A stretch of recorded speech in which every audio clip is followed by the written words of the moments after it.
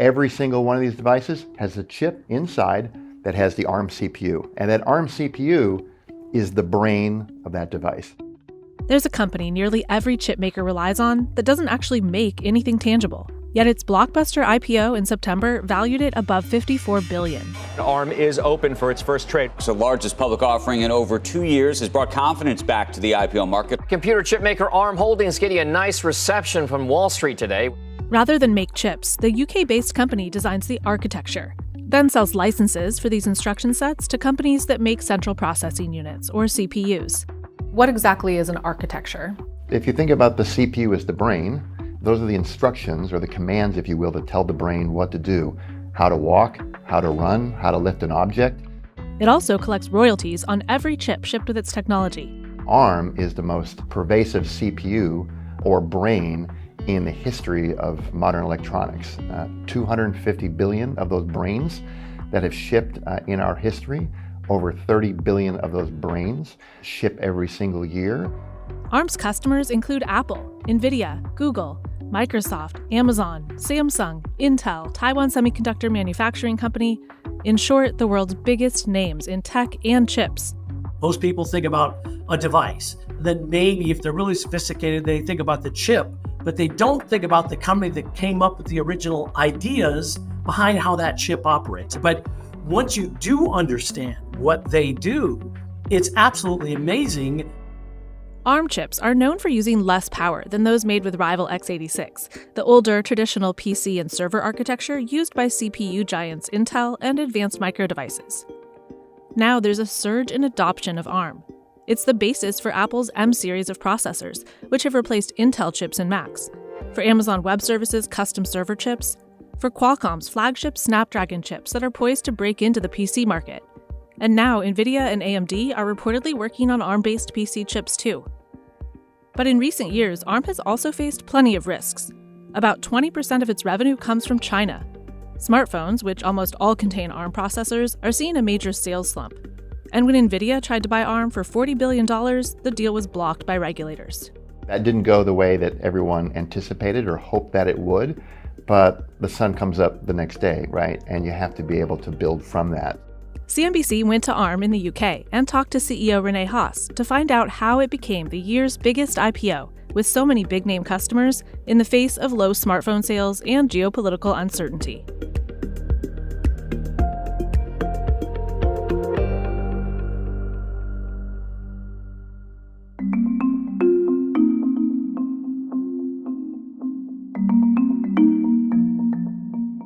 ARM was founded in 1990 by 12 chip designers working out of a turkey barn in Cambridge in the UK.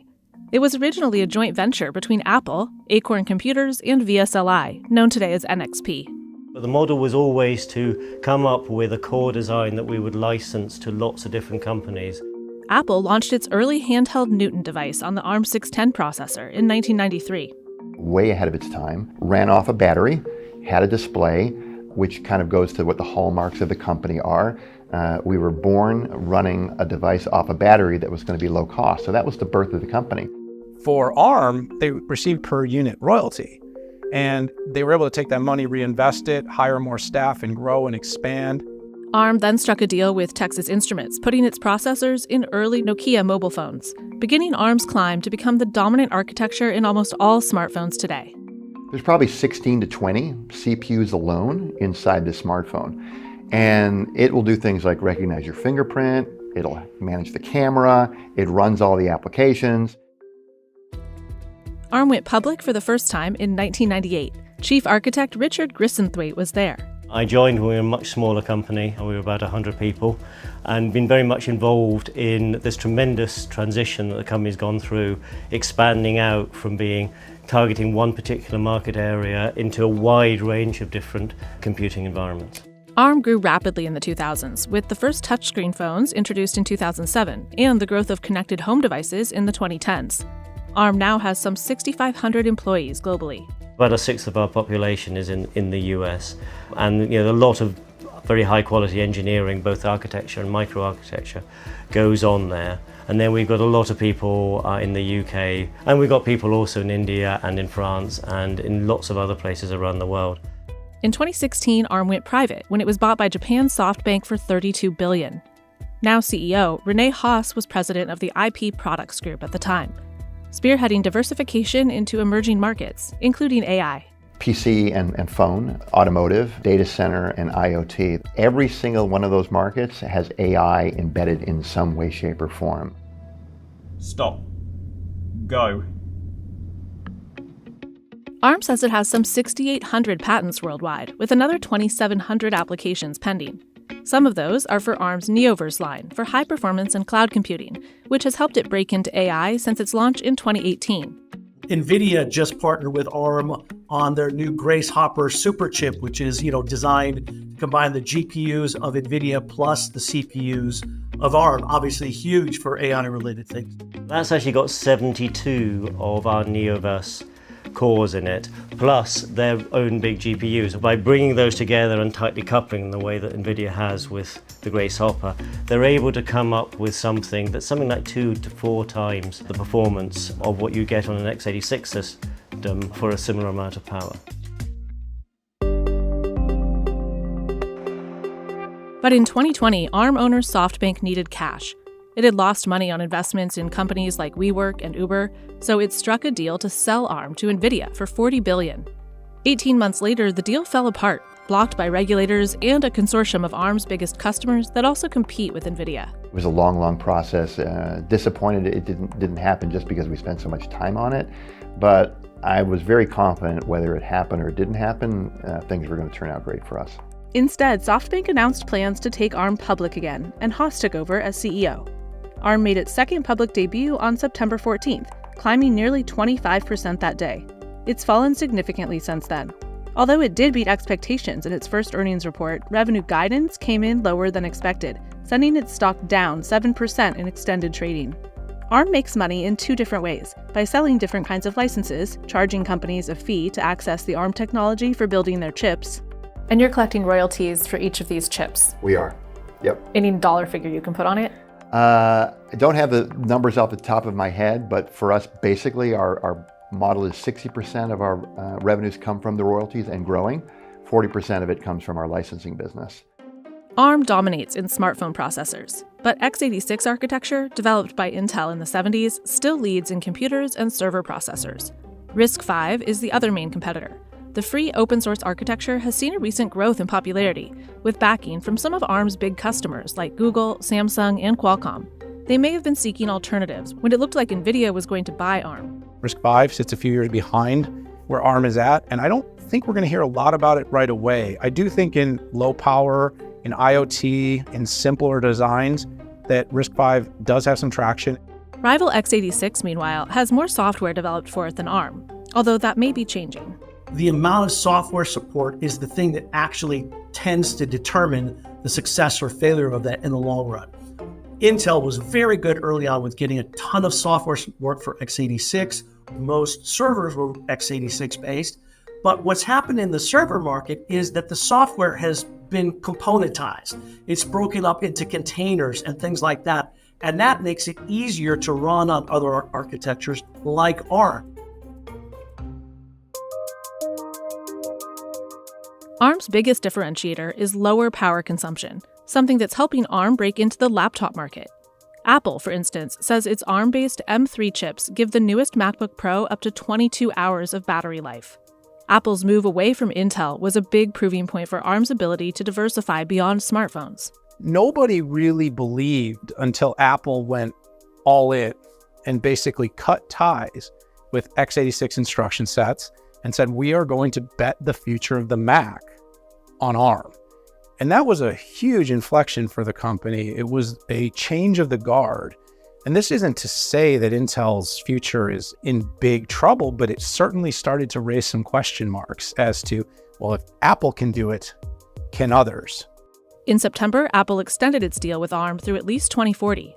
Qualcomm is another major customer making PC processors using ARM, although now ARM is suing Qualcomm over the right to make certain chips with its technology. The issues started after Qualcomm acquired CPU company Nuvia in 2021, and with it, Nuvia's ARM license. Well, Nuvia was actually supposed to be designing a server chip initially, so they had different terms with them.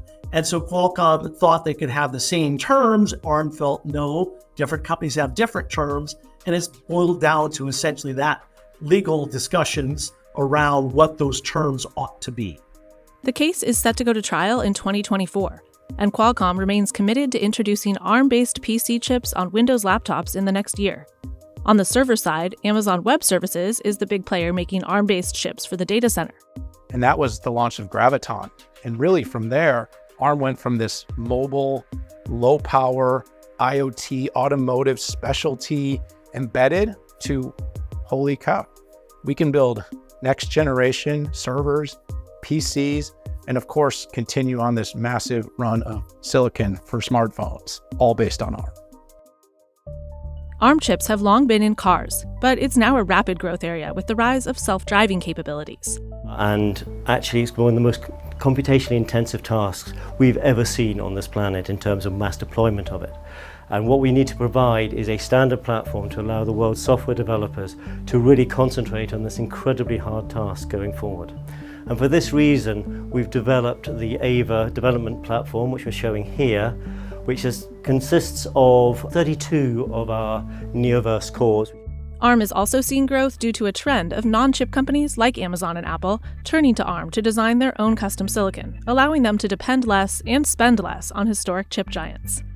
Gone primarily from companies who that's all they did, to companies like Microsoft and Apple and others who are now adding chip design as just a piece of their business, which means, they've got a smaller team than entire companies built on that. And so you have to make that process easier and simpler. And that, for example, is where ARM is starting to move in terms of enabling the design of multiple components that connect together. They call it compute subsystems.